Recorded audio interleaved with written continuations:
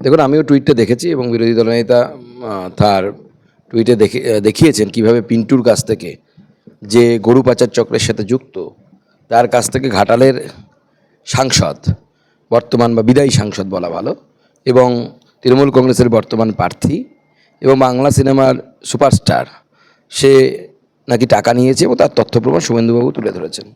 তো দেবকে এর উত্তর দিতে হবে। আমি তো আগেই বলেছিলাম তাকে যে অসৎসঙ্গে নরকবাস, সৎসঙ্গে স্বর্গবাস।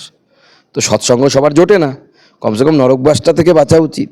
তো সেই বাঁচার বুদ্ধি সে দেয়নি, সে ভয় পেয়ে গেল, দাঁড়াবে না বলেছিল, এখন দেখি দাঁড়িয়ে গেল পিসিআর ভাইপোর ভয়ে। তো এত ভয় পেলে সিদ্ধারা সোজা রেখে লড়বে কী করে? দেবের বিদায় হবে এবং দেবকে আমরা অ্যাকচুয়ালি মানে মুক্তি দেব। এই যে বারবার ওকে জোর করে দাঁড় করানো হয় এবং প্রত্যেকবারই উনি দাঁড়াতে চান না। একবার আপনাদের গোপন ক্যামেরার সামনে ফিরহাদ হাকিম সাহেবও বলেছিলেন যে দেব তো দাঁড়াতে চায় না, তাকে জোর করে দাঁড় করানো হয়েছে। বারবার এই জ্বালা যন্ত্রণা, ব্যথা, যে ব্যথা মুখ ফুটে বলা যায় না, সেই ব্যথা থেকে, অব্যক্ত বেদনা থেকে বিজেপি এবার মুক্তি দেবে। হেরে গেলে পরে তো আর তার ডিমান্ড থাকবে না। কিন্তু দেব বলছে যে যে তথ্যগুলো ইডি সিবিআইয়ের কাছে থাকার কথা ছিল সেগুলো শুভেন্দু অধিকারীর কাছে পৌঁছালো কিভাবে? দেখুন, কোথায় পৌঁছলো সেটা বিষয় না, বিষয়টি হচ্ছে সঠিক তথ্য কি সঠিক তথ্য নয়।